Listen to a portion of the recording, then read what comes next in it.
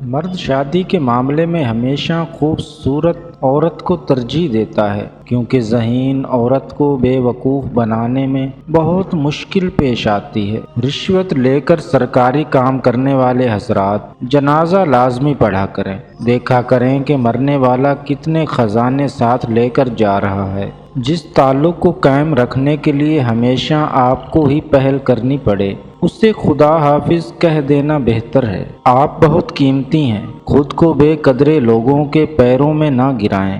مڑ کر دیکھنے کی جرت بھی وہی کرتا ہے جس سے یقین ہو کہ پیچھے کوئی منتظر ہے۔